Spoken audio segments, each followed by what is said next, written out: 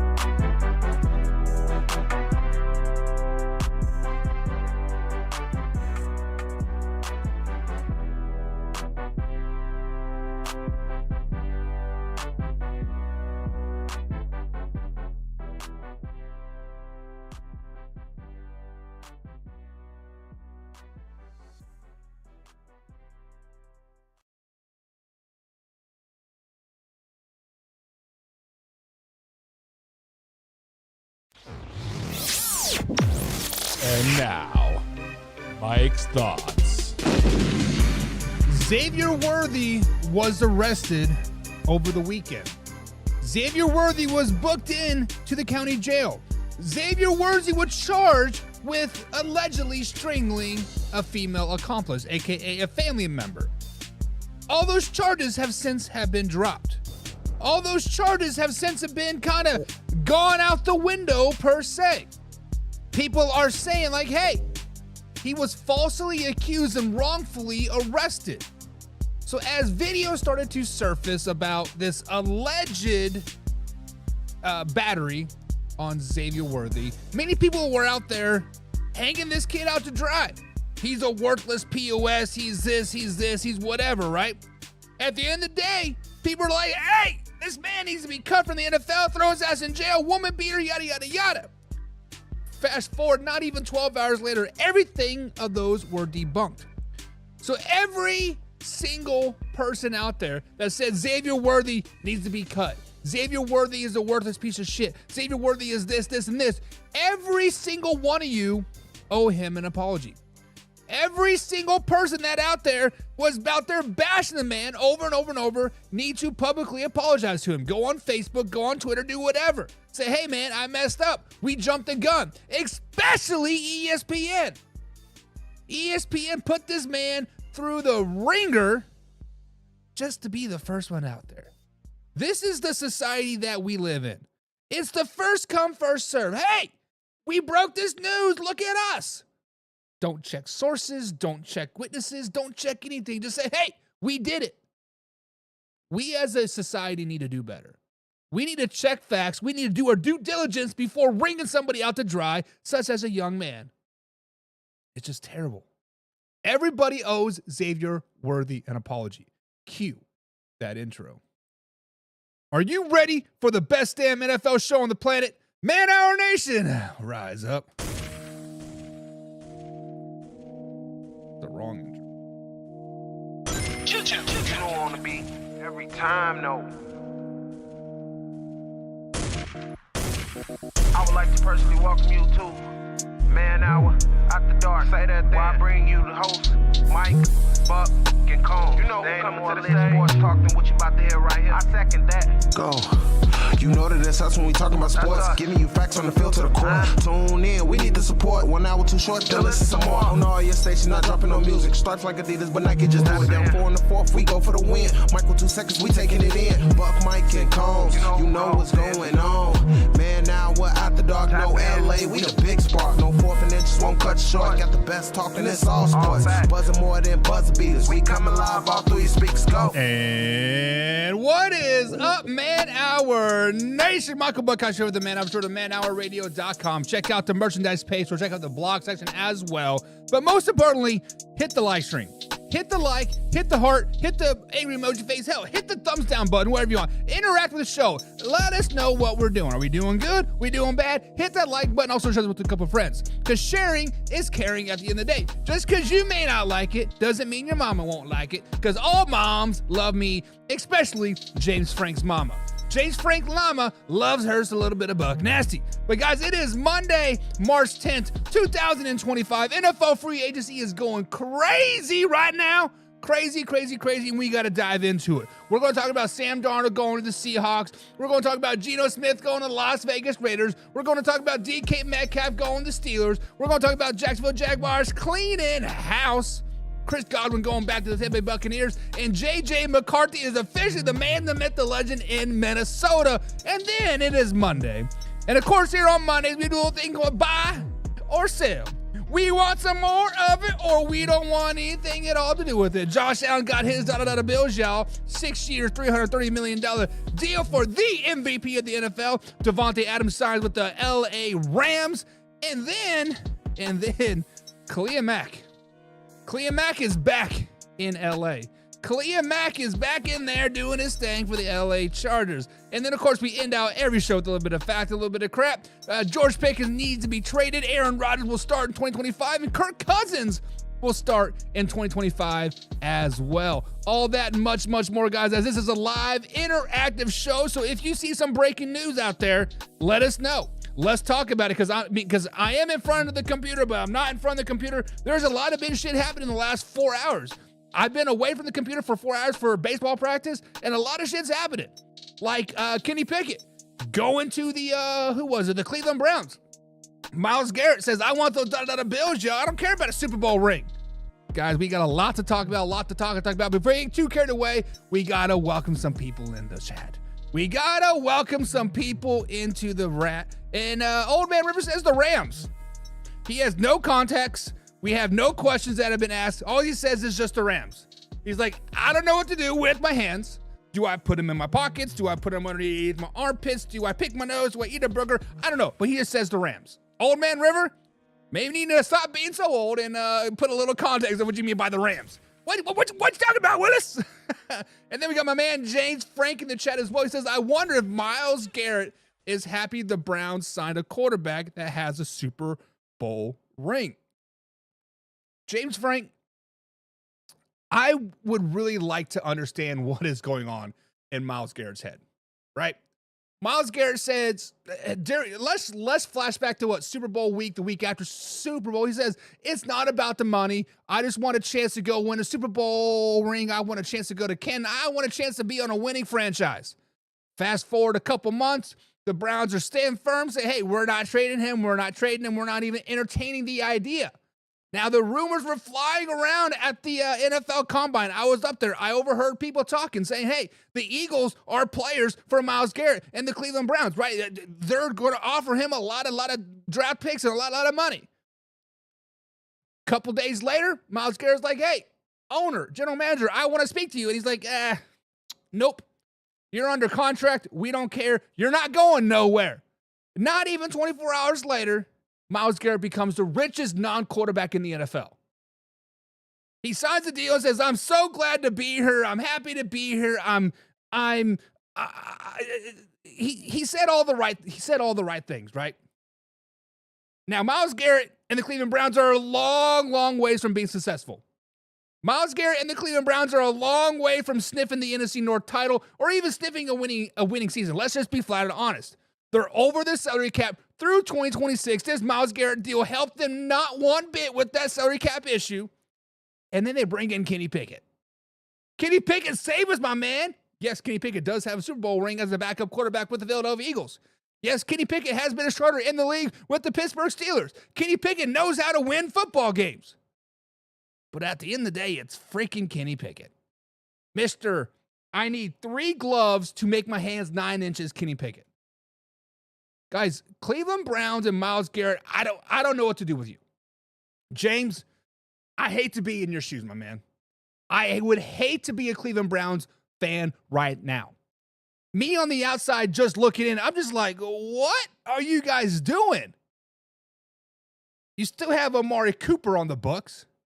You still have Jadarius Smith on the books, which is he just got cut by the Lions. Are you going to bring him back and you know, maybe recoup some of that dead cat? I don't know how that would work. The Cleveland Browns and Myles Garrett are in turmoil. Politely put, they are in turmoil. James, I don't know what to do about you, man. I feel legitimately bad for you. Like 100%, I feel bad for you. I'm sorry. Battery Eater says, I eat batteries. You know what, Battery Eater? I've seen one of the most funniest TikToks that I've seen in a very, very long time. Now, I'm not all for all that scripted political crap or whatever, but this video was legitimately funny. This person was sleeping on the couch and he had one of those nose rings in, right? Like the hoops that look like you put on a freaking bowl, right? Had that nose, big old balls on the bottom, and had the nose. This was a female. This was a freshly news pierced thing. Basically, her husband said, "I don't like that. I don't want it. Get it out." And she's like, "Nah, whatever," right? The husband grabs a 9-volt battery, sticks it on both ends, and it does a little shock to her. Gives a little bit of 9 volts. It was the funniest thing I've ever seen in my whole entire life. It's funny. It's funny. Speaking of funny, Old Man River's a little bit of funny. What's up, Old Man River? He says, la da da da da da da bills, y'all. Listen, it is all about those dollar bills at the end of the day. Let's just be honest. It is all about those dollar bills at the end of the day. James Frank says with Xavier Worthy saying there's two sides to every story, and we definitely do not know the full story.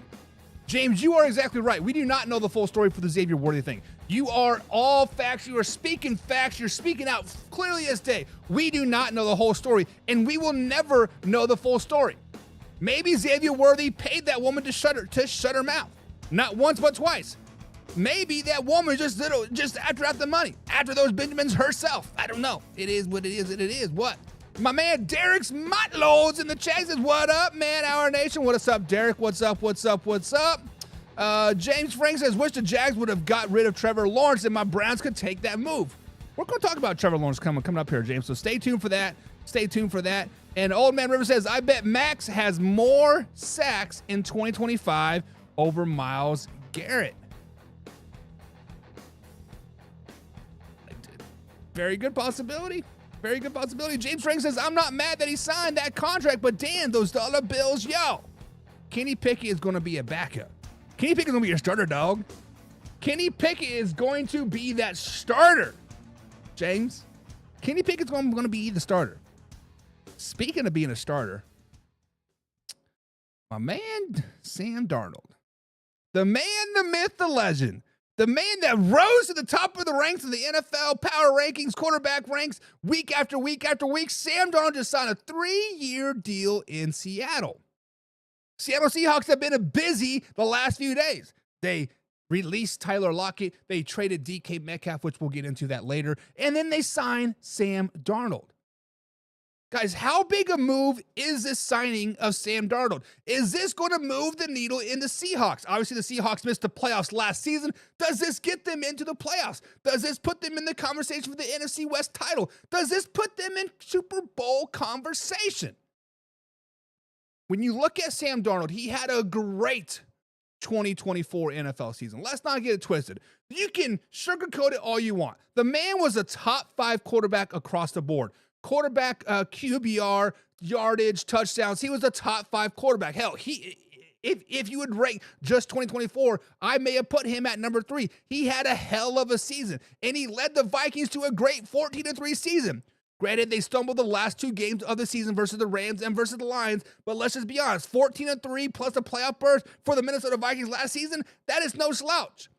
Everybody and their dog, mostly everybody, now they want to jump on that bandwagon, but everybody had the Minnesota Vikings as a bad team last year. Let's just be flat honest. I had them as a 6-win team. Most of the Vikings insiders had them as a 7-win team. Many people deemed them as a rebuild year. Sam Darnold, which is a fat field guy, whatever. Let's break it down Sam Darnold went crazy. The Minnesota Vikings went crazy. Now, with all that being said, with all that sugarcoating, with all that glazing, let's get down to the nuts and bolts of this situation. As a starter, beyond last season, Sam Darnold only has one season above 3,000 yards passing. One season above 3,000 yards passing. In 2019, as a starter, he had 3,026 yards.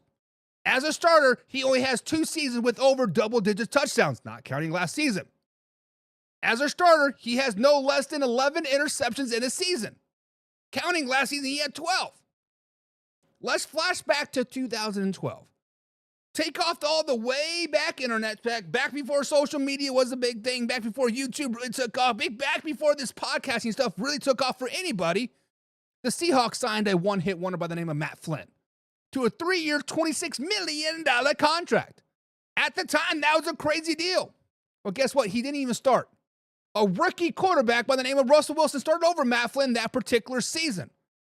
Sam Darnold just signed a 3-year deal, much like Matt Flynn did.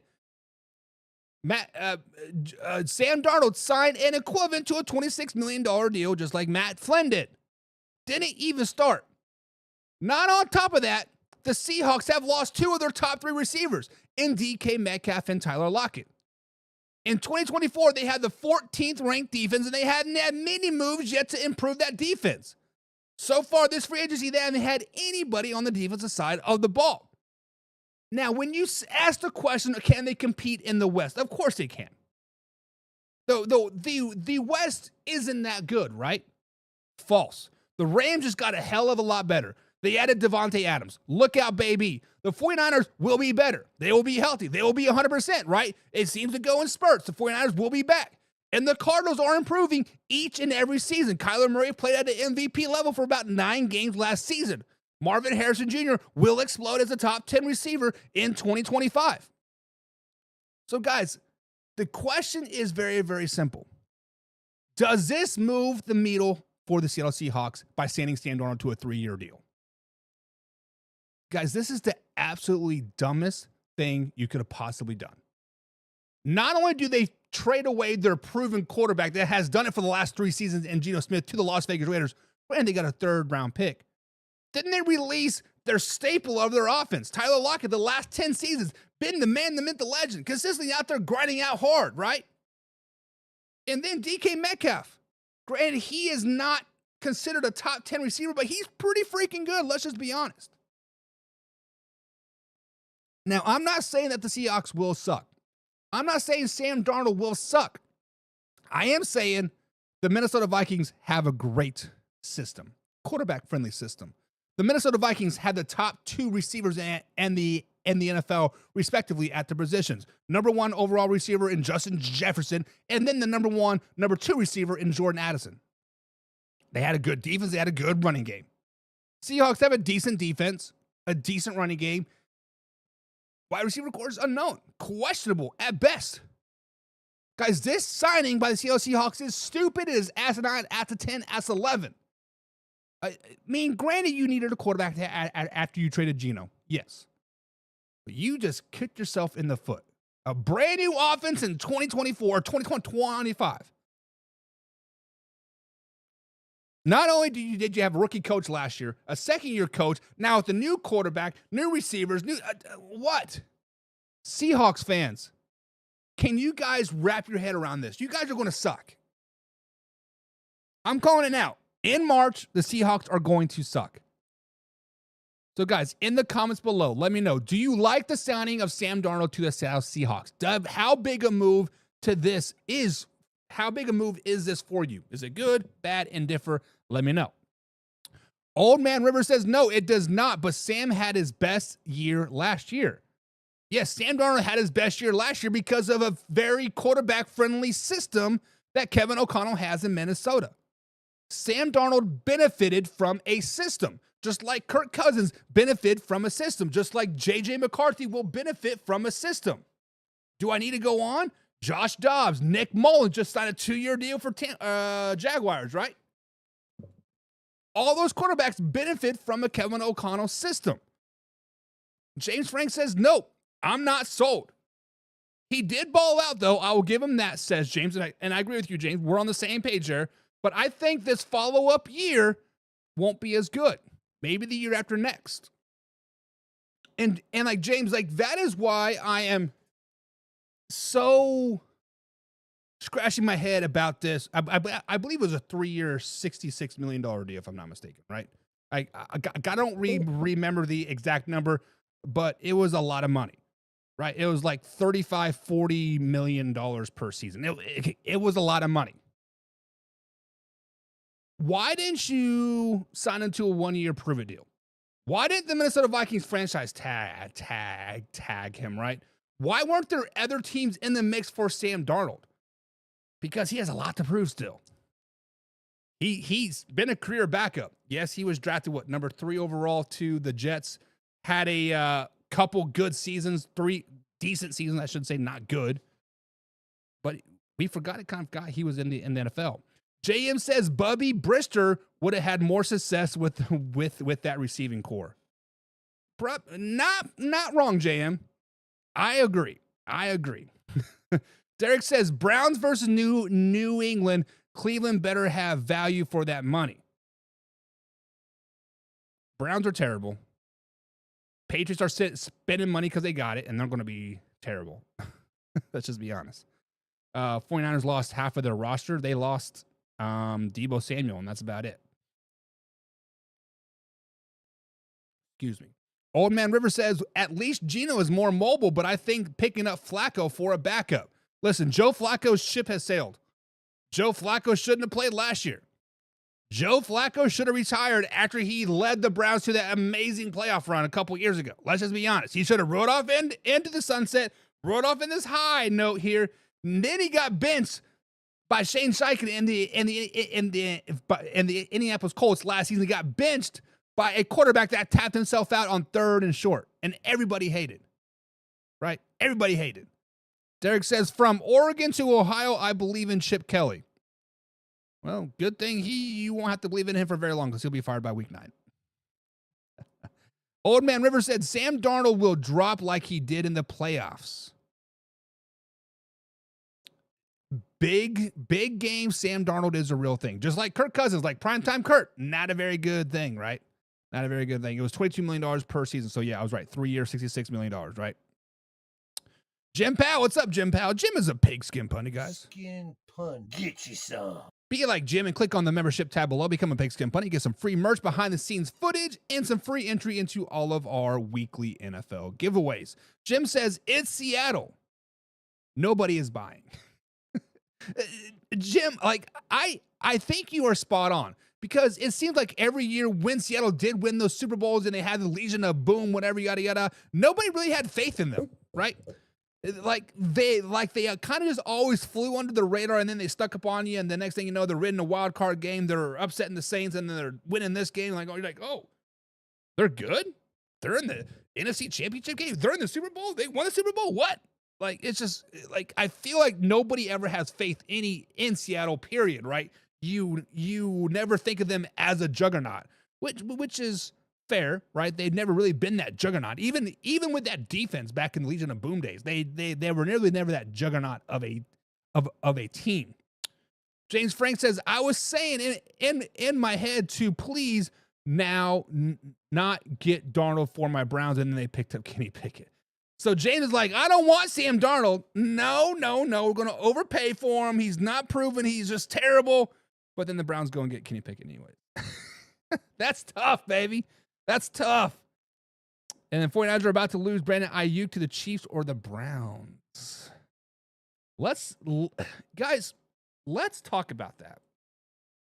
Let's talk about that because I have not heard any rumors about this. I mean, obviously, Brandon Ayuk just signed a deal last year, right? He sat out and missed what? Was it first 2 games or just the first game? And then he come back for 3 games, and then he ended up tearing his ACL after getting that contract that he wanted with the San Francisco 49ers. But many people say that Brandon Ayuk is on his way out, and the Chiefs seem to be a good landing spot for him. And I've been hearing this from Chiefs podcast. I've heard this from James Frank here. I believe it was last Thursday. Somebody said it as well. Brandon Ayuk is on his way out. Guys, where are you hearing this stuff? Like I'm trying to know who your sources are, right? Mean like if you have insider sources, like I don't really care one way or the other, but like why would the 49ers be shopping Brandon Ayuk after they just signed him to that massive deal? And after they just trade Deebo Samuel, right? With Brandon Ayuk coming back, was it ACL that he tore? Coming back after his injury, and with Ricky Pearsall back and CMC 100% presumably, with Brock Purdy about to get paid, right? And the 49ers are built to win right now, right? The 49ers are built to win right now. They have a team that compete with the Rams, that compete a team that can compete with the Packers and Bears and Cowboys and Detroit Lions, right? They have a team that can go out there and compete week after week after week. So why would you even entertain the idea of trading Brandon Ayuk? Like James, Jim, John, the people that have said this, guys, where are you hearing this? Is this just your thought process? Is somebody on ESPN or CBS or Fox saying this? Like, where are you hearing this? Right here, just answer me that question. And Derek says 49ers had a big locker room problem. I'm in the Bay. And Derek, I do agree. Some of the NBC Bay Area sports writers, they have some of the best insider knowledge out there, and they put it out there week after week after week. That is where I get a lot of my information from the Chargers, Rams, and the 49ers, is that NBC Bay Area sports outlet. And if they're saying that they had locker room issues, I'm pretty sure it's true. 90% positive that, hey, I do agree with them. However, a lot of locker room problems can be solved by just winning a couple games. By not being a below 500 team, by not having injury after injury after injury. Right? I'm not for sure if Brandon Ayuk was even in the locker room last season with his injury. If he was sitting there stirring the pot, then obviously we have an issue. But my question about that was the 49ers locker room issue due to just losing, to the struggles and injuries and this and this and this. That's what I want to know, right? James says, I keep seeing it on different Brown pages of people talking about it. It's sketchy to me, though, because of that injury. And James, like, this is when credible sources come into play. Even the credible sources sometimes are wrong. So let's not get it twisted. But right now on our trash talk groups, there are a lot of people simply talking out their butts. Let's just be 100% honest. Right now, there's just people wishful thinking. Hopefully something sticks out. We can throw it at the wall and something sticks. Like the whole Trevor Lawrence to Pittsburgh, right? It was the Pittsburgh Steelers beat writer just drumming up interest for a story. And he come out and said it was a flat out lie. I'd made it all up. There's a lot of that happening, right? Now, if that one person happens to get one thing right out of a million that he posted out there, they're going to boast about that one thing for a very, very long time. So that is why we definitely see that a lot, right? Jim Powell says the Niners lost a big tackle to the Kansas City Chiefs today. Yes, I did see that. We will be talking about that momentarily as well. Derek says, I would have took Don. He got good release time. Not for sure who Don is. Oh, Darnold? Sam Darnold, maybe? I don't know. But guys, that is just my question about that. And that's all I got to say about that right there. That's all I got to say about that right there. Whatever. Speaking of whatever, the Las Vegas Raiders, they are making a little bit of news. They're making some headway. They're signing Max Crosby to a massive deal. They're getting ready to release their center. They bring him back a couple safeties. They're losing a couple safeties. But over the weekend, for a third-round draft pick in the 2025 NFL Draft, they traded to the Seattle Seahawks for Geno Smith. As you guys know, Geno Smith was the quarterback for the Seattle Seahawks for the last 5 seasons, the last starter for the last 3 seasons. Does this move your needle? Does this put you on the positive side of the winning and losing? Are we hitting the throttle point? Are we hitting that red part on the RPMs? Guys, the Las Vegas Raiders have had a pretty active offseason so far. Firing their GM, firing their head coach, pretty much cleaning house on pretty much on the whole offensive side. They kept a lot of the defensive side, right? They have released Gardner Minshew, or will be releasing Gardner Minshew once the league year starts. Desmond Ridder is a free agent. And of course, Aiden O'Connell is the only quarterback on the active roster as of right now. Now, the Raiders did trade a third-round pick for the price for Geno Smith to bring him into town. The Raiders had a huge hole at that quarterback spot, like I just said, but now that quarterback room is starting to fill up a little bit more. Geno Smith, Aiden O'Connell, and potentially still got a draft pick coming, right? Now, in 2022, Geno Smith became a starter of the Seattle Seahawks, and he exploded.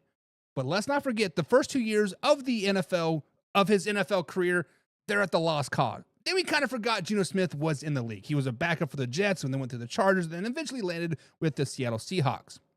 Now, in 2022, he had 4,200 yards passing, 30 touchdowns. In 2023, he had 3,600 yards passing with 20 touchdowns. In 2024, he had 4,300 yards passing and 21 touchdowns. Now, let's not forget he was a staple in Seattle and kept them afloat. Let's not forget that he did have some of the best receiving core in the NFL. He had Jackson Smith, Najigba, Tyler Lockett, and of course, DK Metcalf. Now, the only red flag, the only downside for Geno Smith is his lack of postseason experience. He had just played one game in the postseason. They lost that game, but he did throw for 253 yards and 2 touchdowns in 2022. So, guys, right now, the Las Vegas Raiders do not have a good receiving core. I said it. It is what it is. Now, Brock Bowers is your stud. Jacoby Myers came on late last season after Devante Adams left. Not sure what he will do in 2025, but he had a nice little second half of the season. And the rest of the receiving core, I'm not putting any stock in there. I'm not even going to name them because I don't know. I couldn't pick them out of a lineup. Now, they still do have a lot of draft picks. They still have a lot of draft capital, and there's still a lot of receiver-thirsty markets out there. But guys, does Geno Smith to the Las Vegas Raiders move your needle in the right direction? Let me preface this by I am a Kansas City Chiefs fan. Let me preface this by I am not a Chip Kelly fan. Let me preface this that I do like Pete Carroll signing. With that being said, Geno Smith signing is a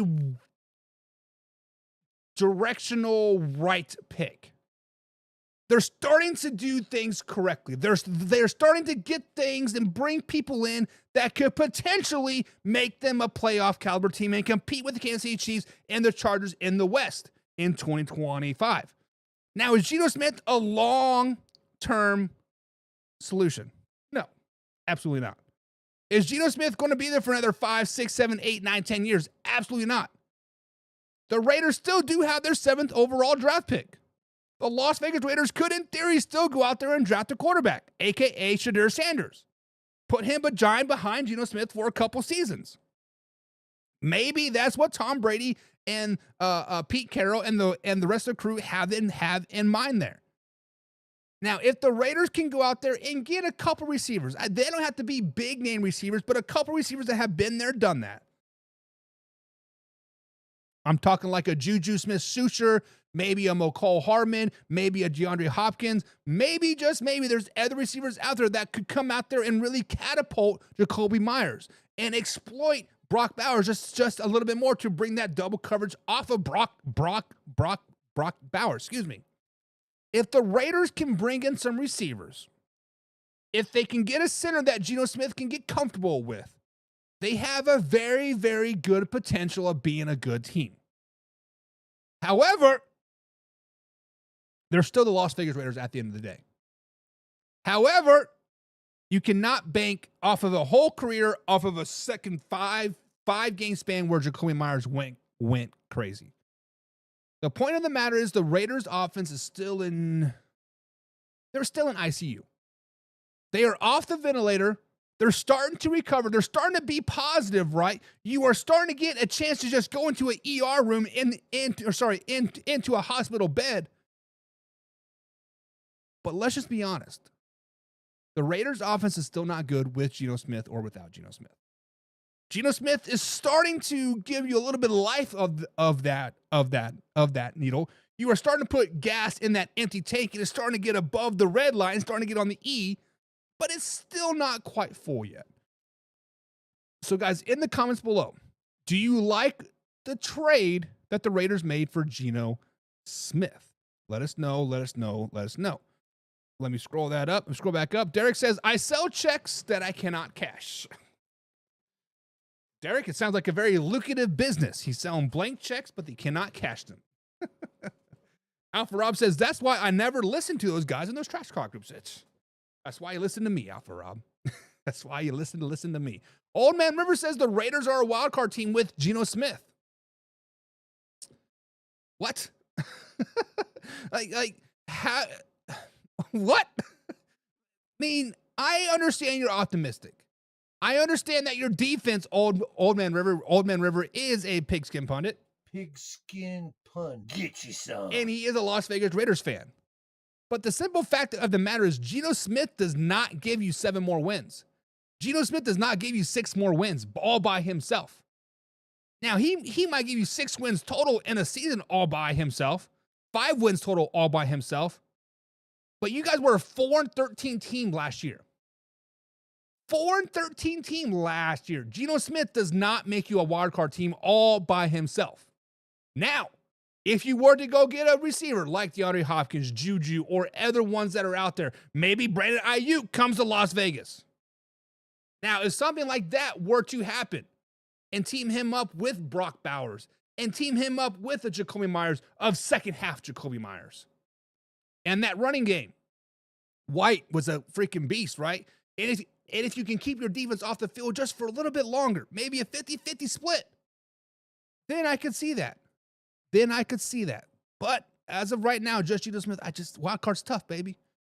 Jim Powell says, if we don't pick up draft O-line, nothing changes. So, Jim, with your 6th or 7th overall pick, I can't remember exactly what it is. I think it's a 7th pick. Do you want to see them draft offensive line? Or do you want to see them draft Shedeur Sanders, a quarterback potentially of the future? Or maybe Travis Hunter falls down to that number 6 or 7 spot. Like, do you have to draft offensive line at that top overall first-round pick, or do you draft an athlete? We know what the Raiders want to do. They want to go out there and they want to draft a kid from Kentucky that they could have gotten the 4th round and draft him as a first-rounder. That is what they want to do.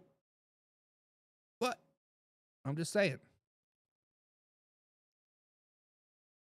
Derek says it was the 3rd wasn't the 77th, it was the 93rd. It's still a third round pick. Still a pretty decent pick for Geno Smith. There's a lot of value in the 2nd, 3rd, and 4th round draft picks this season. The top heavy of the draft is very center heavy. There's a lot of mid-tier guys in this 2nd, 3rd, 4th round that you can get a lot of value out of. There's not a lot of first rounder guys. So a 3rd round draft pick this season is huge, Derek. James says, I like that Geno Smith signing. I think the Raiders I think it'll make the Raiders better. I'm not saying they'll make the playoffs, but it's a step in the right direction. Geno will be a great bridge guy too.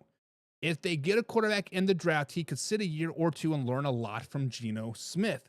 James Frank, I think we've been hanging out way too much, man, because this is like 3 days in a row we have agreed on exactly, like you said exactly what I'm thinking.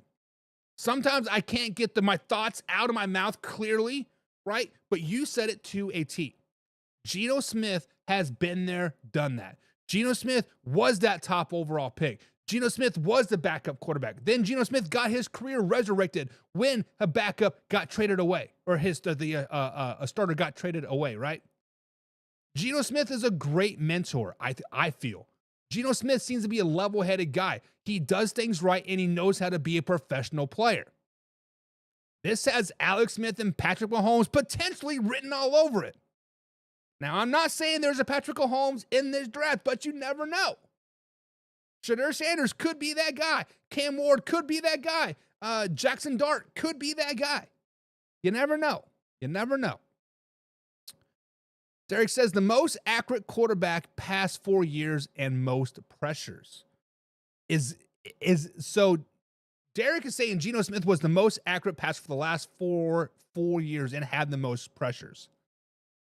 Is that true?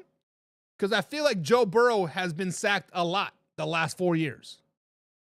I'm just saying.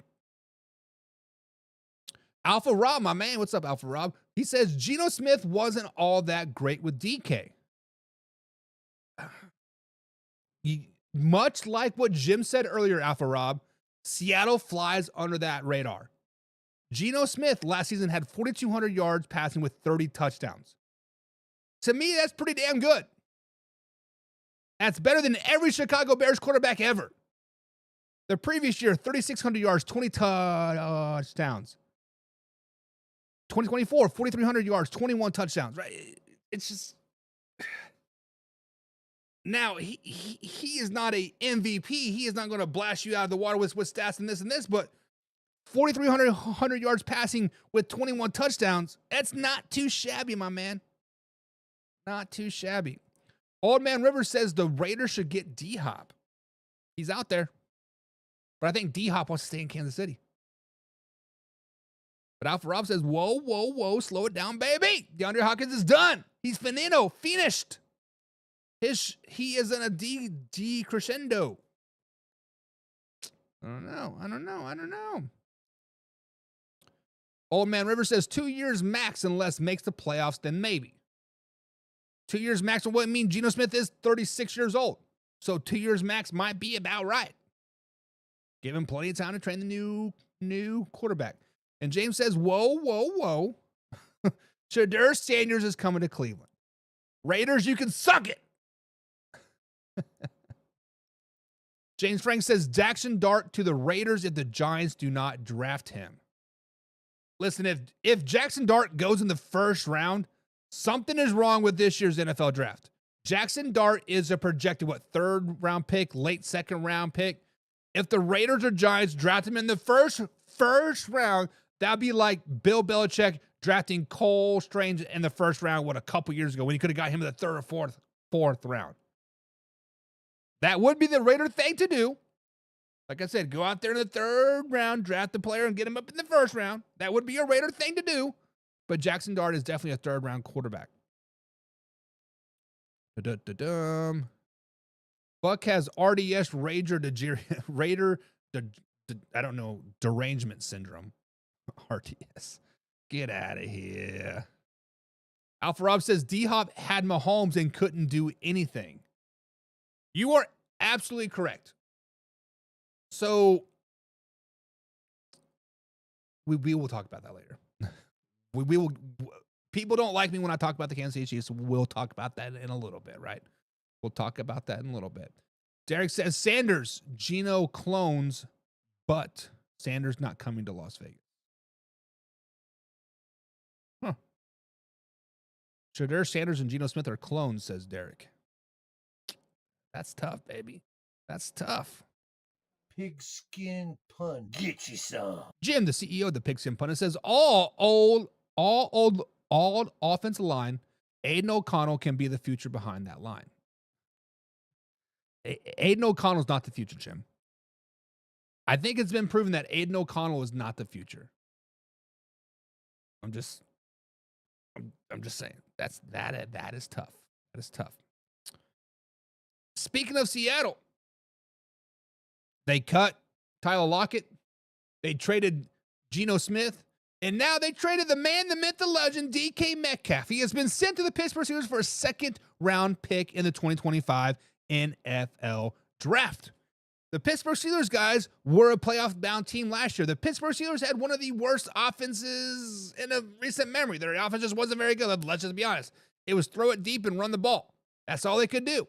There's no nickel and diamond. There was no little bit of this. There was no a little bit of that. But for a second-round pick, the Pittsburgh Steelers did pick up DK Metcalf, and they signed him to a new year to a new deal, 5-year, $150 million deal. With this trade, by the Pittsburgh Steelers, guys. Are the Pittsburgh Steelers now playoff bound? Are the Pittsburgh Steelers now competing for the NFC North, for the AFC North title? Are the Pittsburgh Steelers now competing for the Super Bowl with the addition of DK Metcalf? In his 6 years in the NFL career, DK Metcalf does not have a single season underneath 900 yards. 2024 was, stat-wise, his worst of his career. He only had 5 touchdowns and 992 yards. With these stats, many people do not put DK Metcalf as a top 10 receiver. 6 years, over 900 plus yards. I mean, he doesn't have double-digit touchdowns year after year, but not a top 10 receiver by many people, a stretch of the imagination. So when we look at this trade to the Pittsburgh Steelers for DK Metcalf, does this make them the favorites in the North? Does this make them a Super Bowl bound team? Guys, the only thing this does, it puts a bigger, or it closes the windows on the Pittsburgh Steelers. Let's just be honest. George Pickens is on his way out. He is on the last year of his deal. He's a diva. He's an egomaniac. He's throwing stupid antics on the field week after week, play after play, year after year. The Pittsburgh Steelers don't have a quarterback. Justin Fields just signed a 2-year, $40 million deal with the New York Jets. Russell Wilson is a free agent. Yes, it is nice to have a receiver like DK Metcalf. Yes, it is nice to have a receiver like George Pickens. They're the same guy. Run straight, far, and will throw you the ball. It is nice to re-sign Jalen Johnson. Awesome. What about Najee Harris? You still don't have a quarterback. That's the biggest issue in Pittsburgh. So they will never be considered, in my book right now, AFC North champions or pending or competing for the AFC North title as of right now just by signing DK Metcalf. It does not move the needle for me right now. Now, if they bring in a quarterback that's young, that's hungry, that could potentially win them right now, maybe Aaron Rodgers, maybe just maybe somebody like Trey Lance, maybe just maybe they make a play for Brock Purdy.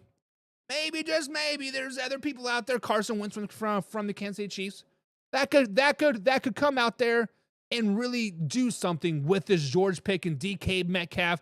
They have a pretty good tight end. His name's slipping my mind right now. The defense is great. Jalen Johnson is back. But guys, the Pittsburgh Steelers are not favorites in the AFC North at all. They're not. I've been burned by this bridge so many times. I've been burned by this hype around the Pittsburgh Steelers so many times, and I'm done. I'm over it. I'm breaking up with them. I had them as Super Bowl favorites last season. I had them playing the Philadelphia Eagles in the Super Bowl last season. What they do? They shit the bed in the first round. The Buffalo. Who they play? I don't even remember who they played. Was it the Pittsburgh Steelers? No, it wasn't the Steelers. Who was it? Can't even remember. Had to have been the Ravens, right? It doesn't matter. Guys, Steelers made a great trade by getting DK. Awesome. Made some noise. Got the fan base happy. But the truth is, you don't have a quarterback. Your running backs needs an extra guy. What are you doing with George Pickens? Is Mike Tomlin going to finally be happy more than winning nine games? I'm just saying. Something needs to happen. But it doesn't move the needle. What do you guys think? Old Man River I think he's going to clash with George Pickens. Old Man River, you might be onto something here. Because George Pickens is in his final year of his contract. George Pickens is going to want the ball. George Pickens is going to want to put up those numbers. George Pickens is going to want that contract, that 5-year, $150 million deal. He saw that. He wants it. DK Metcalf wants the ball. DK Metcalf wants to show out. DK Metcalf wants to do a lot of bit of this and a lot of bit of that. But truth be told, I think you're right. Winning cures all.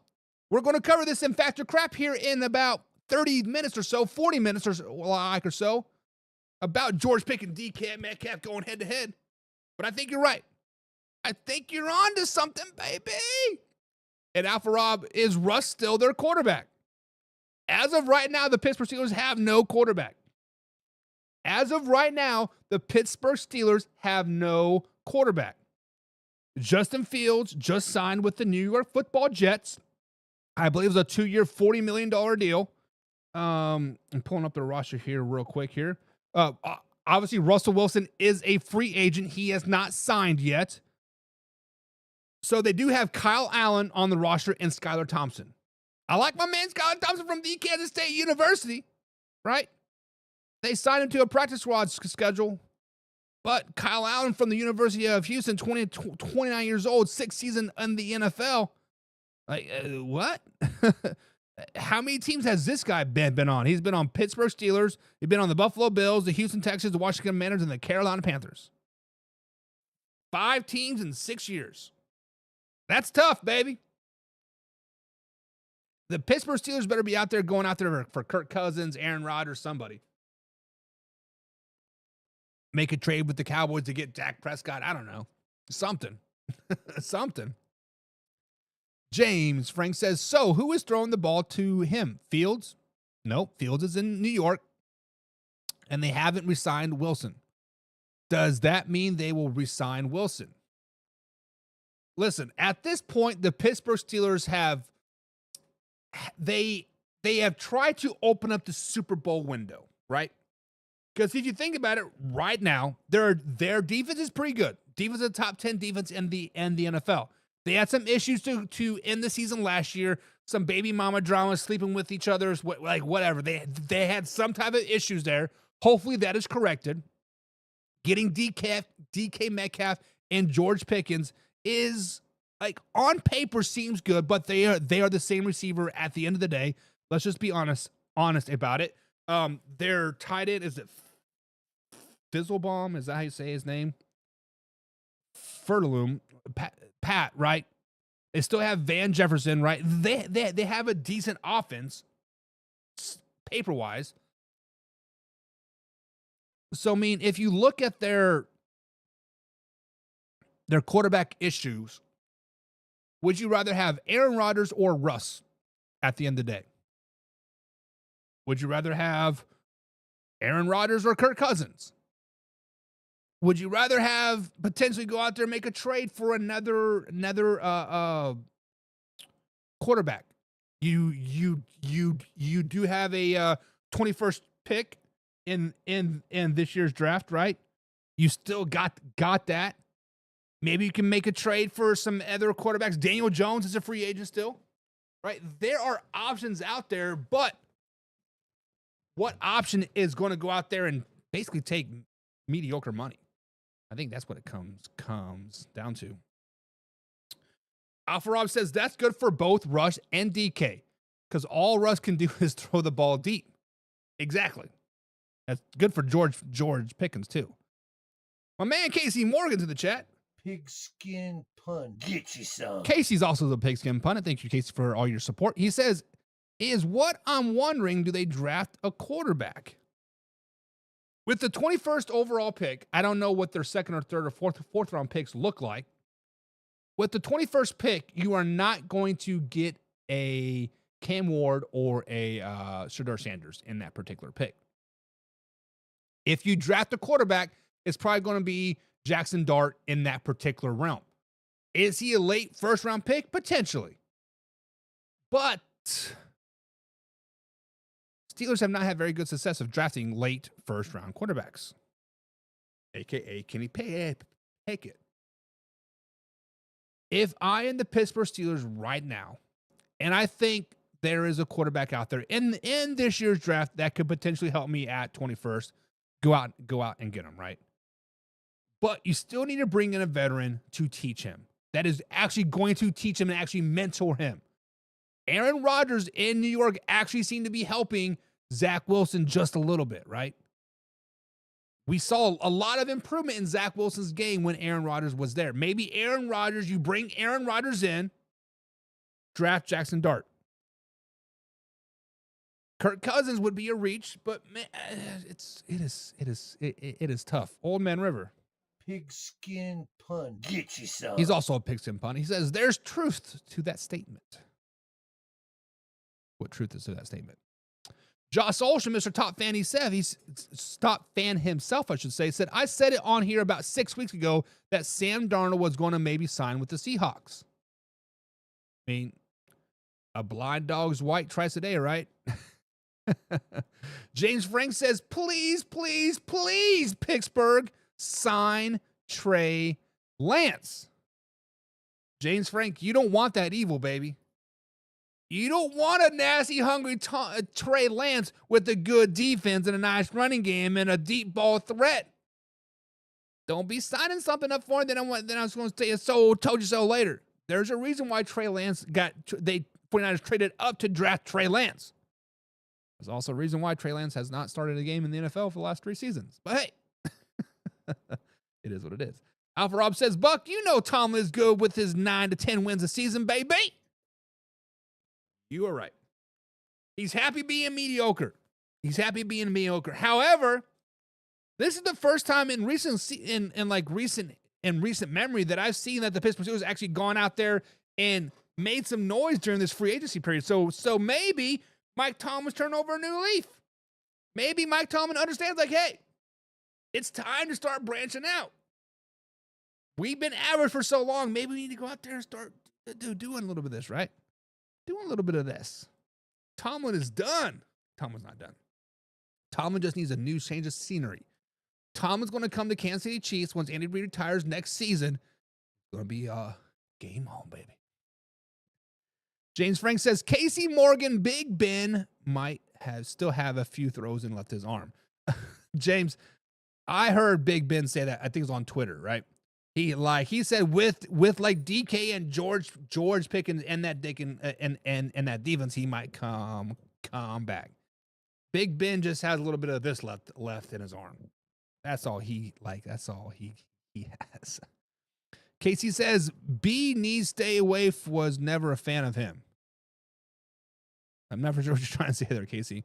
Big Ben, maybe Big Ben. James Frank says, I thought Jefferson was a free agent. James, you might be on to something. I don't know. I just looked at the roster and Van Jefferson is still on there. So you are probably correct. I don't know the Pittsburgh Steelers free agency. There's a lot of wide receiver free agents right now. So definitely Van Jefferson is probably a free agent. W, the Falcon UT says, do you think the Falcons should go get Joey Bosa? W, the Falcon UT, we spoke on this last week, and I said Joey Bosa would be a good fit for any NFC South team, whether it's the Falcons, Buccaneers, Saints, or Carolina Panthers. The Falcons are in need of a good edge rusher, especially since Sean Reddick just signed with the Tampa Bay Buccaneers for, was it a 1-year, $12 million deal? The Falcons should have got Hashawn Reddick last season. I don't care, give him a 3rd-round draft pick, 4th-round draft pick, whatever. The Jets were willing to take anything for him, but they didn't even make an offer. The Falcons 100% should be on the phone with Joey Bosa right now. The Falcons should be on the phone right now with the Dallas Cowboys trying to get Micah Parsons off of their hands. Jadarius Smith just got cut by the Detroit Lions as well. There are some good edge rushers out there that the Falcons could definitely pick up. Von Miller just got cut by the Buffalo Bills, right? Go out there and get you an edge rusher. Joey Bosa, Von Miller, Jadarius Smith, make a trade for Micah Parsons, something. Yes, the Falcons should be definitely 100% active on the old free agent edge market guy because where they're drafting, there's not going to be a decent edge rusher there. So, Real Ball Talk with Billy Jack says our options are A-Rod, Russ, or Daniel Jones. #pain. Meaning the Pittsburgh Steelers. Listen, I would let Russell Wilson just ride off into the sunset. Russell Wilson has had a good career. He just not it anymore, right? His antics, his ego, his just kind of doesn't fit the Pittsburgh Steelers mindset that well. Aaron Rodgers, I think he has a lot of prove it left in him, right? Yes, he did have a terrible time in New York. Obviously, he played 3 snaps his first year there and was a 5-win quarterback last season. Aaron Rodgers is 41 years old. However, his mind is still there. He's still a very, very smart quarterback. He was a top 10 quarterback stat-wise in the NFL last season. Aaron Rodgers, I think, would be a good pickup for Pittsburgh, honestly, because he does have kind of that hardcore attitude. I think that fits Mike Tomlin and that system and that team, that city, real well. Daniel Jones, on the other hand, Daniel Jones just needs a true chance. Daniel Jones needs a true chance to actually redeem himself from 2022 NFL season when he led the Giants to the playoffs, actually beat the Minnesota Vikings in the wild card game, and then earned that contract. Since then, he tore his ACL and really hasn't had a chance to really redeem himself. I think the qualities are there in Daniel Jones. I think the qualities are there in Aaron Rodgers still. So I don't think you can go wrong either way with Aaron Rodgers or Daniel Jones. They're both going to be $20 million quarterbacks. Sign them to a one-year deal, prove-it deal, especially Aaron Rodgers. Daniel Jones, you might be able to get him for a 2-year, $30 million, right? $15 million per season. I don't know. It'd be interesting to see where the Pittsburgh Steelers go. James Frank says Rodgers will have the rookie drinking Oxawa, right? Is that, or however you spell it? So when he went into that darkness retreat and whatever, yeah, could be. Derek says Minshew is available, and Minshew is available for a reason, Derek. I told you guys last year when the Las Vegas Raiders traded for Gardner Minshew that it was a mistake. I told you guys last year when the Raiders were all in on Gardner Minshew saying, hey, we are going to the moon, baby. I said last year when you guys signed Gardner Minshew that it was the biggest mistake in the world. I don't want to say I told you so, but I told you so. James, slow it down, baby. He says Trey Lance ain't shit. James, say it to my face and say it with your chest. Trey Lance is a dog. Trey Lance is going to be a top 10 quarterback in the NFL if he goes to the Pittsburgh Steelers. Trey Lance is going to lead the Pittsburgh Steelers to the Super Bowl, baby. Stop it. You know that. I'm joking. I'm joking. I'm going to clip that right there. I'm going to make it into a YouTube short, Facebook reel, TikTok video, and people will be like, "Oh, you're fucking crazy." I'm like, "No, I'm just kidding. I'm just kidding. Just kidding." Take number 7's in the chat with that. Is that Kobe Bryant picture? There you go, my man. The most overrated basketball player of all time, Mr. Kobe Bean Bryant. But he says, should the Seahawks trade both their seconds to get another first and draft Burden? Seahawks need to take a page out of the Jacksonville Jaguars book. Tank 7. The Seattle Seahawks need to take a playbook out of this Jacksonville Jaguars right now. I know that's weird for me to say, but let's just be 100% honest. The Jacksonville Jaguars are cleaning house. They're kicking everybody out, and the Seahawks need to follow suit. There are other teams that need to follow suit as well. The Giants, the Jets, the Cleveland Browns. If the Seahawks could clean house right now, do what the Jacksonville Jaguars are doing, they could rebuild in a couple seasons and be a playoff team.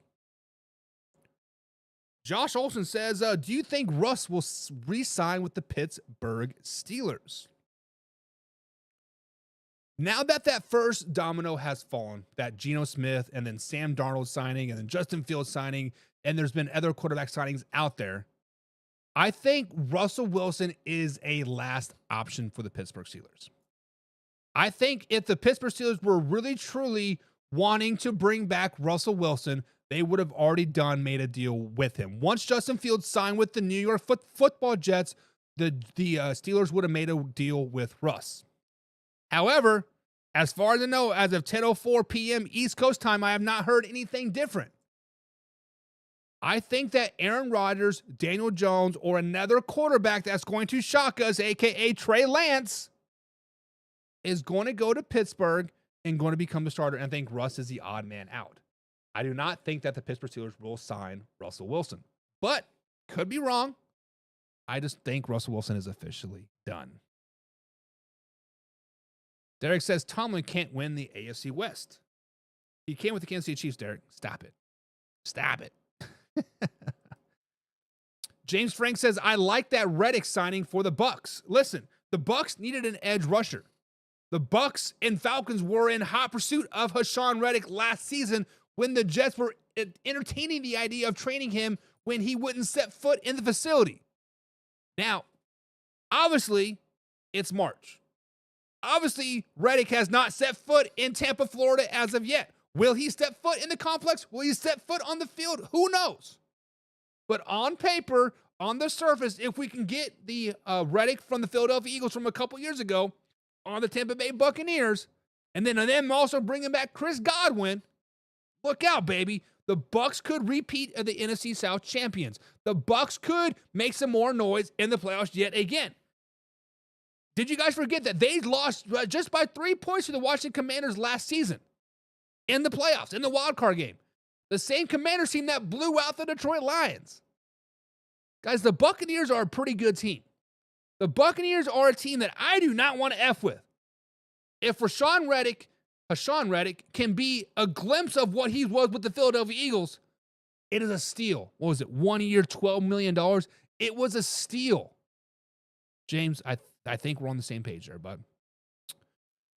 The Falcon UT says Zach Wilson at 6:30 got assigned by the Miami Dolphins.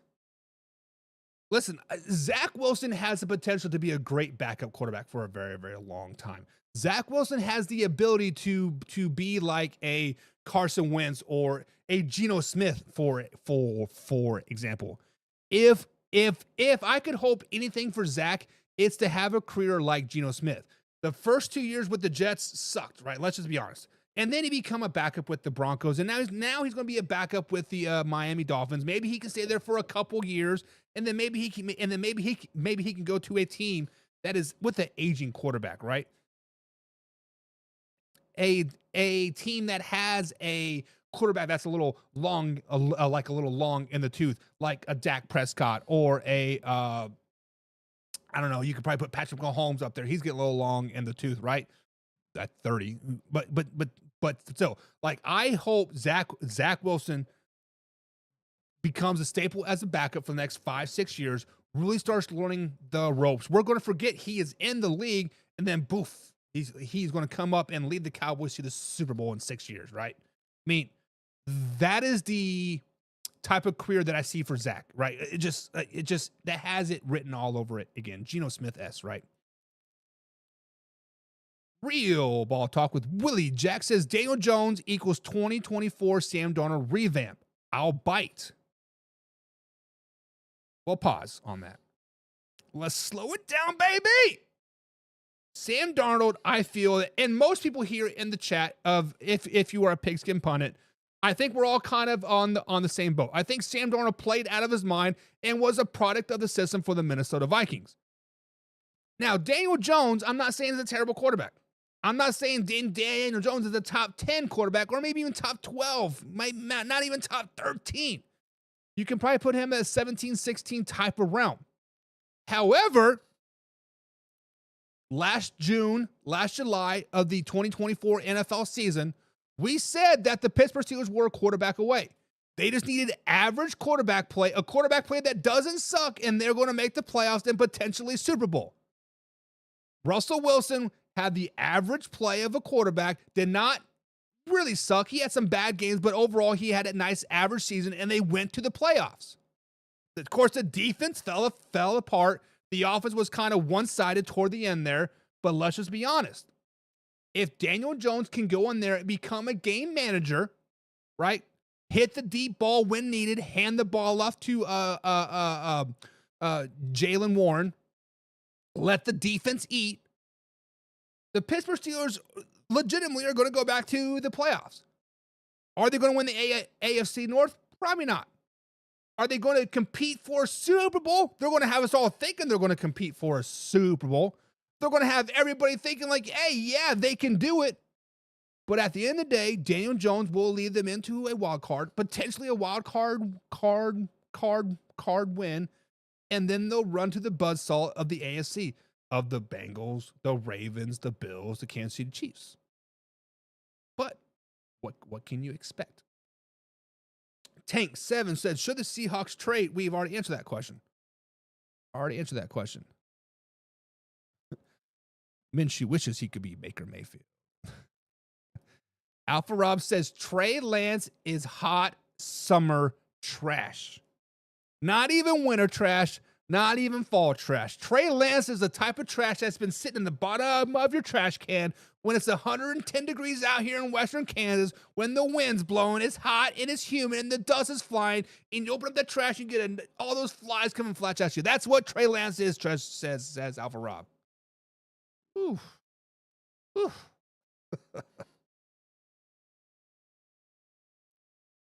James Frank says, leave my Browns out of that list. W. The Falcon says, I think first round the Falcons should get an edge rusher and due to be Joey Bosa second if he comes. I have not looked a lot into the Atlanta Falcons draft here. So the last I knew they were drafting so they're drafting 15th. So I feel that the top 3 edge rushers are probably going in the top 10, maybe 12, right? So sitting at 15, fingers crossed, somebody can drop down to you. But the Falcons need defensive help. So I don't care if it's cornerback, safety, linebacker, or edge rusher. They need draft the best available defensive player at that particular position. Let's move on. Guys, the Jacksonville Jaguars have 100% cleaned house. I'm shocked. I'm sure everybody else is shocked, but I'm glad they did it. And more teams need to follow the lead of the Jacksonville Jaguars. The Browns, the Giants, the Jets, the Seahawks, just to name a few. The Jaguars have the 7th most cap space in 2020 and 2025. Guys, can the Jacksonville Jaguars turn it around in 2025 and win the AFC South and make it to the playoffs? So far in this free agency, in this new NFL season, the 2025 NFL season, the Jacksonville Jaguars have traded Christian Kirk to the Houston Texans, and they have released their longtime tight end, Evan Ingram, along with other players in the last 72 hours. In those 72 hours, they have picked up a lot of key aspects to their team moving forward that I think will be huge for them. Jordan Lewis, they picked him up on a 3-year deal. Nick Mullins, they picked him up on a 2-year deal. Eric Murray just picked him up on a 3-year deal. Patrick McCurry, the guard from the old Ravens, I think it is, they picked him up. They picked up Robert Hanley's, the center. De'Ami Brown from the Commanders, they just picked him up. And they picked up offensive tackle Chuma Ejuma, how you say his name, just to name a few. So they're boosting up the offensive line, they're adding some receiver help, and they're adding defensive help as well. The 31st ranked defense from 2024 just got a big facelift. The 25th ranked offense just got a huge facelift on the offensive line as well. New head coach Liam Cohen and new general manager James Gladstone have definitely put their thumbprint on this team by cleaning house, right? They have already boosted up the offensive line and the defense this offseason. And they still have 10 draft picks in 2025, including the 5th overall pick. And did I mention they still had the 7th most cap space in 2025? Yes, the Jacksonville Jaguars had a 4-13 season last year, but they're cutting that fat. They're making it lean, mean, fighting machine. They still have a pretty decent roster. They have Tank Bigsby that came out of nowhere last season that I think should be running back 1 on the Jacksonville Jaguars. They still have Travis Etienne Jr. that still knows how to be a good running back. They still have Brian Thompson Jr. and Gabe Davis both to be really, really good receivers. They picked up De'Ami Brown that had a huge playoff run with the Washington Commanders in 2024. And the defense still has Josh Hines Allen, Eric Armstead, Verrell Miller, and they're all top 10 at their spots. They're all top 10 at their spots. Let's just be honest. Guys, the Jacksonville Jaguars, this is a team that can go from worst to first very, very quickly. This is a team that just a little bit of swag in them, they're going to go to the moon. Now, I have not been a believer in Trevor Lawrence ever in his NFL career. I think he got paid way too early. I think he's overrated. I think he was overhyped. I think he was overrated and overhyped in the NFL draft. My man Wayne G said, if you build a quarterback in the lab, this is what you get. Shut up. However, Liam Cohen has turned around some quarterbacks, right? Baker Mayfield as of one. Baker Mayfield was a decent quarterback in Cleveland, was a decent quarterback in Carolina, decent quarterback in Rams, but when he got under Liam Cohen, when he got to Tampa with Liam Cohen, right? Baker Mayfield's a top 10 quarterback now in the NFL thanks to Liam Cohen. Let's just be honest, that system. Now, can Trevor Lawrence follow that suit? I think he can. And I think he will. I think the Jacksonville Jaguars are going to be a team that everybody is overlooking this season for a 4-13 record last season. They basically have a brand new offensive line. They have some pretty good defensive help and plus 10 draft picks, including the 5th overall pick. Guys, look out for the Jacksonville Jaguars in 2025. What do you guys think? Can they turn it around in 2025 and win the AFC South? Alpha Rob says it's all up to Trevor Lawrence. You can get De'Ami Brown. You can get Nick Mullins as a backup. You can boast up that offensive line. You can boast up that defense, but it all comes down to Trevor Lawrence. And Alpha Rob, you are exactly right. You are exactly right. Alpha Rob, let's not forget, 3 years ago, Jacksonville Jaguars was then what, 28-0, 28-3 to the LA Chargers at LA in the wild card game. They come back and won that game. Granted, he hasn't won a playoff game since. They haven't been back to the playoffs since. He's actually won 4 games since then as a starter. But hey, it is what it is. Derek says maybe Pitt can get Trevor Lawrence. Nope, that was all fake news. Not going to happen. James Frank says, I can believe that. I do like Trevor Lawrence, though. And James, we've been agreeing all night long, and this is where you lost me. I do think Trevor Lawrence can turn it around and have a decent NFL career, but he will not ever be great. Not ever be great. Old Man River says, rumors says he's playing in the Bay. Joey Bosa playing in the Bay, huh? We'll see. We'll see. The Falcon UT says, I sound crazy, but the Chiefs are not making the Super Bowl. That's a very good possibility. Very good possibility, Falcon. Because the simple fact is they've been there 3 times in a row. They played what? 1, 2, 3, 6, 9, about 10 extra games, 11 extra games than everybody else in the NFL. They're tired. They're tired. All right, guys, let's get into a little buy or sell. All right, guys, so buy or sell is very, very simple.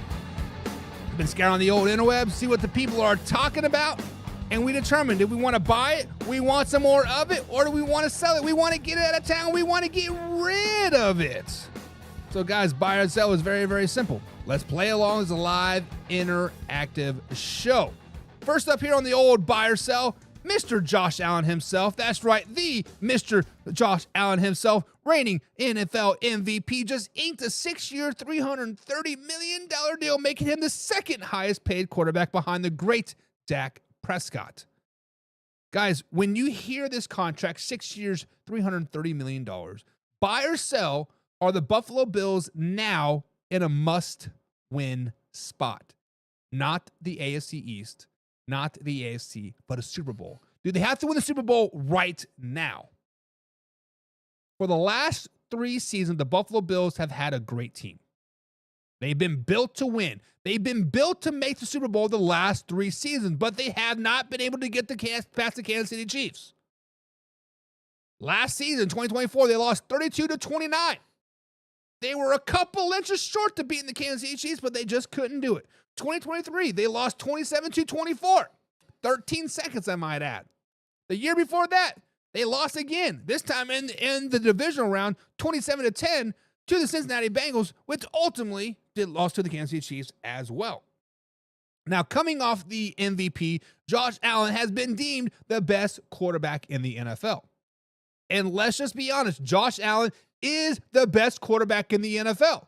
He's the best athlete. He's the best player. He should be the face of the NFL. It's simple as that. He's better than Patrick Mahomes, better than Dak Prescott, better than Lamar Jackson, better than Tua. Josh Allen is the man, the myth, the legend. In 2024 NFL season, they had a complete turnover at the wide receiver market. More or less, they had a brand new core. Everybody was out. From Gabe Davis to Stephon Diggs. They had a couple lingering people, but the main core was out. They will, however, bring back the main core in 2025, along with most of that defense of this last year's team, pending Amari Cooper. The defense is the issue, however. The defense is the issue. They need to make some more moves. They are starting to do it in the right direction. They cut Von Miller, got him out of town, was it $20 million that they save on some cap space. But this bend don't break defense just that's not working anymore. However, buy or sell guys are the Buffalo Bills in a must-win spot. I have to buy this. I have to buy this because Josh Allen will only be able to play like this for so long. When I say this, Josh Allen is a player that puts the team on his back. When you need a 4th and 6, Josh Allen will go do it. He'll put his body on the line. He will only be able to do that for a couple more seasons. Let's just be flat out honest. And every time you pay your quarterback, you can only kick the can down the road for so long.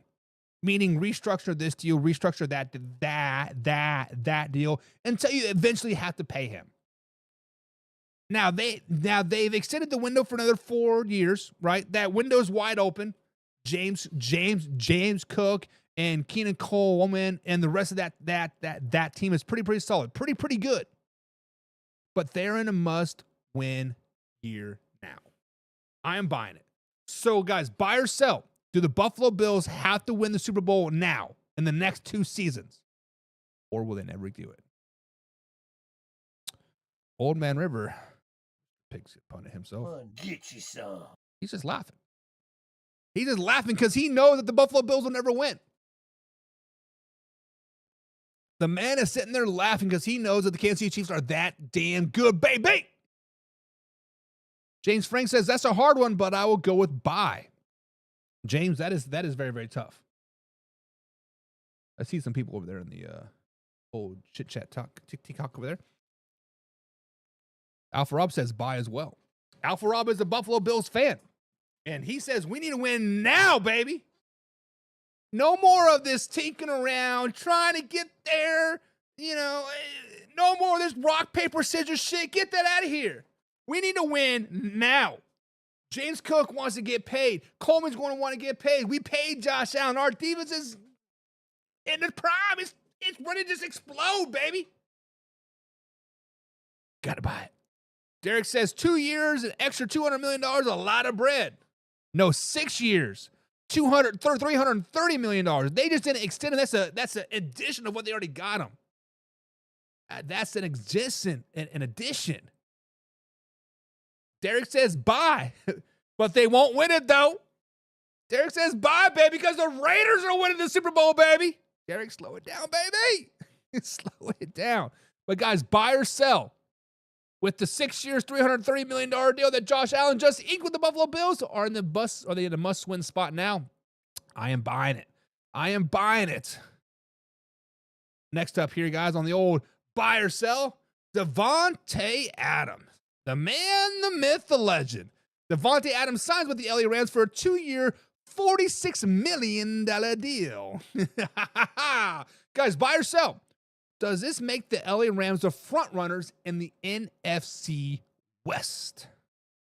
Guys, Devante Adams is a pretty good receiver. I don't know if you guys haven't heard or not, but Devante Adams is still a pretty good receiver. Devante Adams is still only like 32, 33 years old. He's still pretty young. He's had 5 straight seasons of just over 1,000 yards receiving. 5 straight seasons over 1,000 yards. That's tough. The wide receiver of the Rams is now a masterpiece. Let's just be honest. They just re-signed Tutu Atwell, the short, shifty, fast guy. They have Puka, the nice medium outside route guy, go get the ball. lay it all on the line, and now they got the deep threat, the down the field threat in Devante Adams. For the first time in his career, Devante Adams really didn't go out there and handpick his quarterback per se, meaning because he wanted to go to the Las Vegas Raiders to play with his college roommate Derek Carr. He got benched. He threw a fit. Wanted to get traded to the Jets to play with Aaron Rodgers, but now he's actually going there to potentially compete for a Super Bowl, right? Guys, understand this. By adding Devante Adams, the Rams offense just became the most dangerous offense in the NFL. They have one of the top 5 running backs in the NFL. He's going to be a top 5 running back in 2025 for sure. Kyron Williams. They have a Hall of Fame quarterback in Matthew Stafford. They have a 3-headed, 4-headed, 5-headed monster at the wide receiver core. The defense got a hell of a lot better last season. Guys, buy or sell? Does this signing of Devante Adams make the Rams the front runners in the NFC West? Guys, this is 100% buy. Not only are the Rams going to win the West, the Rams are now my favorite in the NFC. Hell, the Rams might win the Super Bowl by this signing. The Eagles are slowly falling apart. They're losing a lot of pieces over there in Philly. The Detroit Lions Super Bowl windows, right? Dallas Cowboys aren't quite there. They'll still be competing in the NFC with the Rams, but the Bears, the Packers, the rest of the NFC is just not quite there. Guys, this is 100% buy. The Rams are all in. The Rams are winning the West. The Rams are winning the NFC. Hell, and the Rams are going to go to the Super Bowl playing the Kansas City Chiefs. Let's just call a spade a spade. But guys, in the comments below, buy or sell. Devante Adams signing with the Rams for a 2-year, $46 million deal makes him the front runner in the West. I am saying buy. Alpha Rob is saying buy as well. Not like NSYNC buy, but he says, take my money and shut up. The Rams are winning it all. Alpha Rob, I think we all need to go to FanDuel or Prize Picks or DraftKings and probably put future bets on the LA Rams to win the Super Bowl or at least to win the NFC West. Because who can legit compete with them? But Derek wants to reel it back in. Derek wants to get that fishing pole and reel it back in, baby. He says Devante Adams is a flop. Yes, Derek is a Las Vegas Raiders fan. Yes, Derek is a very, very bitter about Devante Adams leaving LA and not giving him any wins or Super Bowls or playoff wins or winning seasons. Derek says Devante Adams is a flop. Derek, you need to slow it down, baby. You can sell that all you want, but let's just be honest. Devante Adams is a top 10 receiver in the NFL. 5 straight seasons of 1,000 yards. That's tough, baby. Who else has done that? Only the top receivers in the NFL, Mike Evans. That's tough. James says, I'm buying. With Puka and then the great Matthew Stafford, yep, they're going to be nice. Now, I understand Tutu Atwell is not a blow your hair back signing, but guys, Tutu Atwell is going to be that X factor. Tutu Atwell is going to be the receiver that's going to make a lot of big plays for them coming down the stretch. If you are a fantasy guy and you're drafting 12th, 13th, 14th in your fantasy pick and you're looking at a receiver, look at Tutu. He is going to be the big playmaker for them for this season, right? Derek says he is a Raiders fan, and I appreciate his time.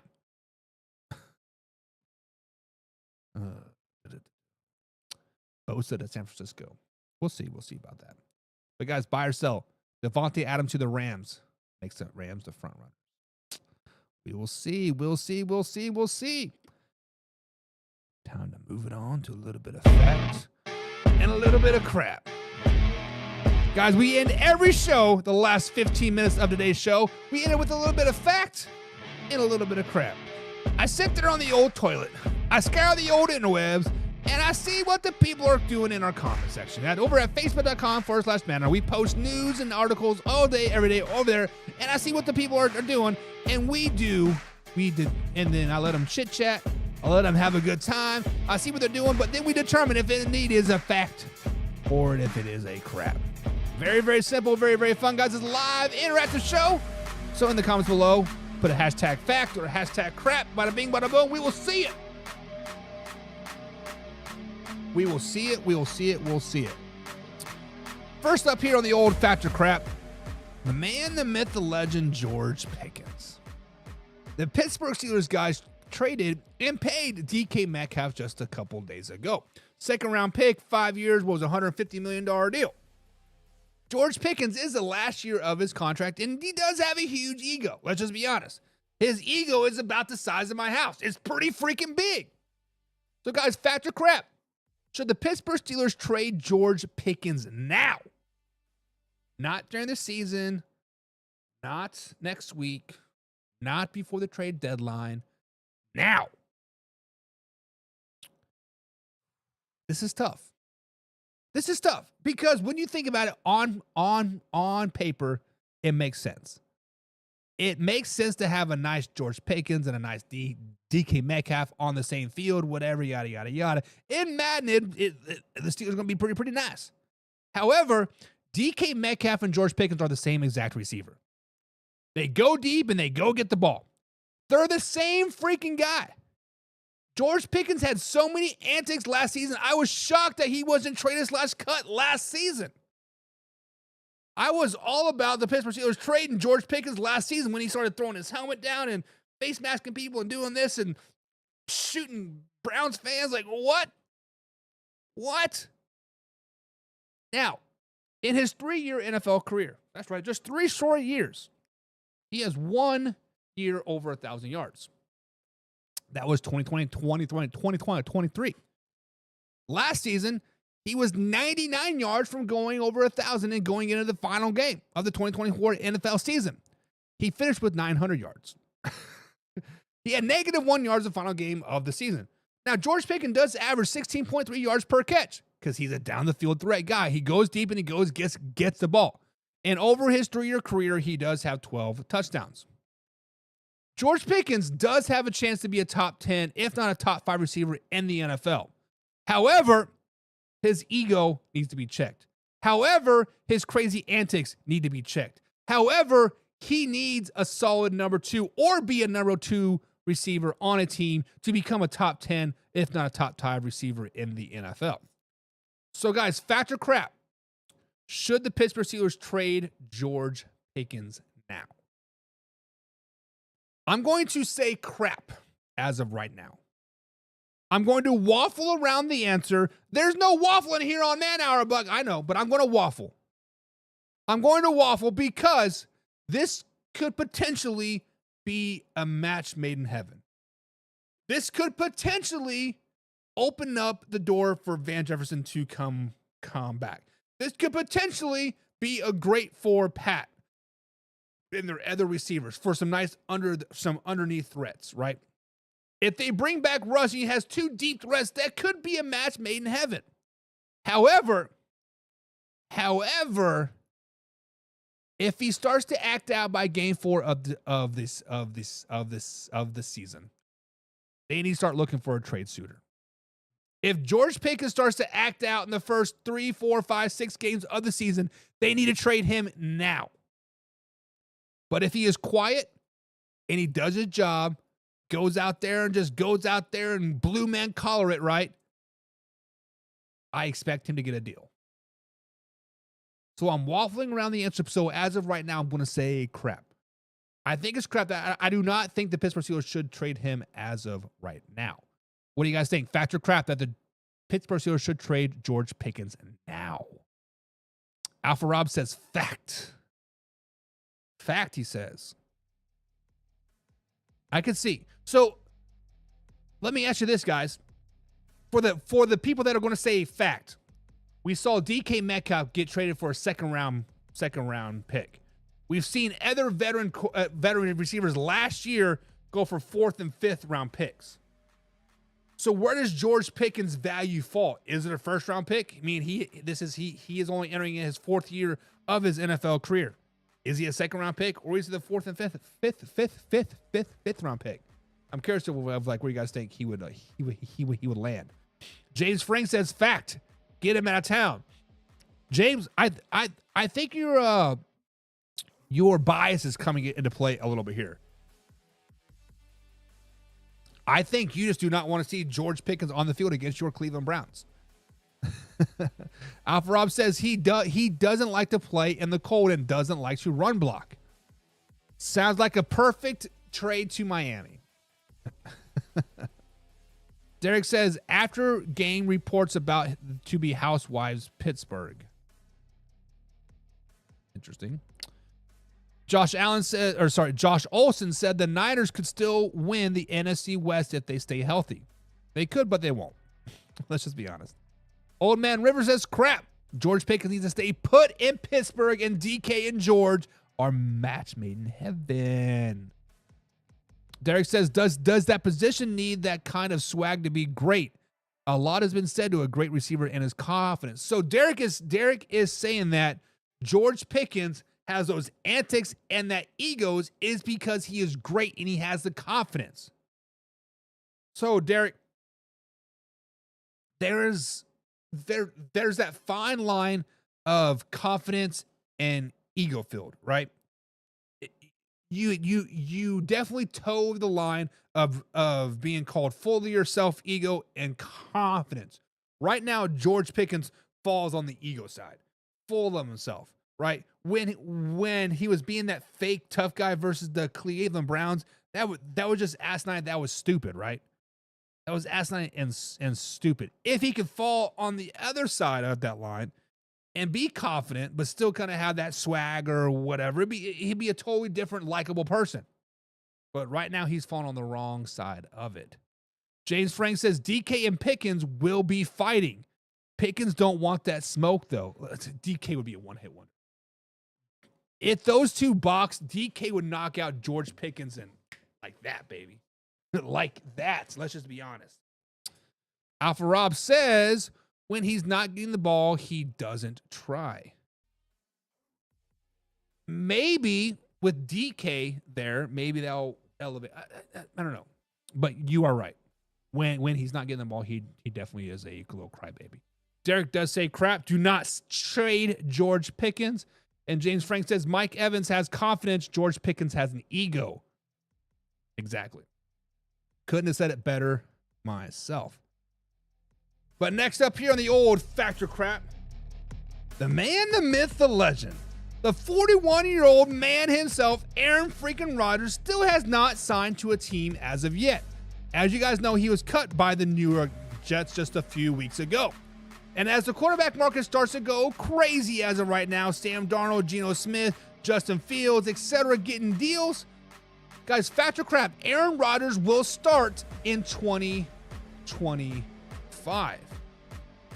So when Aaron Rodgers right now is a free agent, Aaron Rodgers right now is 41 years old and won 5 games last season with the New York Football Jets. Despite his age and performance, he is second on the quarterback market list as of right now. Whether you guys want to admit it or not, Aaron Rodgers is a highly sought-out guy right now. Aaron Rodgers might have been considered for the LA Rams, but they decided to re-sign Matthew Stafford. Aaron Rodgers probably was a front runner for the Seattle Seahawks, but he said, I don't want to go to Seattle because you guys are in complete rebuild mode. There will be teams out there that are interested in the services of Aaron Rodgers. New York Giants, Tennessee Titans, and potentially the Minnesota Vikings, I feel, are still on the table. Now, these teams are not expected to be contenders in 2025, meaning the Titans and Giants. So Rodgers must decide if he's playing for a non-contender is worth it. However, now all of a sudden Pittsburgh Steelers have come into market. Now all of a sudden a team like the Minnesota Vikings and Pittsburgh Steelers could be in very, very, very, very big play for Aaron Rodgers. Guys, I think this is a fact that Aaron Rodgers will be a starter in 2025. I think Aaron Rodgers will find himself as a starter, whether it's for the Giants, whether it's for the Titans, whether it's for the Steelers, whether it's for the Minnesota Vikings, whether it's for some other surprise team out there. Guys, Aaron Rodgers will be on a roster in 2025, and it's going to upset a lot of people. So, guys, Factor Crap. Will Aaron Rodgers start for a team in 2025. I'm saying fact. Derek is saying, yep. It's going to be the New York Giants. Derek says he's going to New York. I mean, he's not leaving New York, but he's going to New York and play for the New York Giants. Okay. Alpha Rob says fact. I think Pittsburgh and Tomlin are liking the vets. Listen, I think Mike Tomlin thinks they have a Super Bowl window. I think Mike Tomlin legitimately thinks with DK Metcalf, you add a quarterback like Aaron Rodgers, all of a sudden, we cooking something, baby. We cooking something, and now we are like, ha, ha, ha, ha, ha. James Frank says fact. Fact. I agree, James. Speaking of quarterbacks, Kirk Cousins right now is still listed as the Falcons' backup quarterback. Kirk Cousins, guys, signed a 3-year, was it $200 million deal, $250 million deal with the Falcons just last season. He was benched last year, but then he come out and said that he was injured. So, guys, fact or crap? Will Kirk Cousins be a starter in 2025? This is a very interesting saga here, because Michael Penix Jr. kind of had a spark toward the end of the season. He played the last 3 games of the NFL season, last 2 games of the NFL season, and had 2 wins. However, they played some pretty shitty teams. The Falcons say they will not release Kirk Cousins, even though they are committing to Michael Penix Jr. as their starter in 2025. Guys, we need to pump the brakes on the Michael Penix Jr. hype train.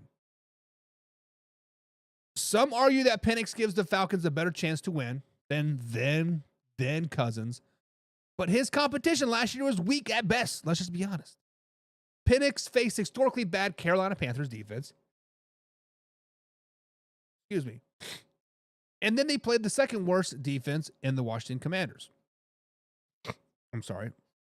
The second worst defense in the Carolina Panthers. And then they played the Washington Commanders when they were not playing for anything.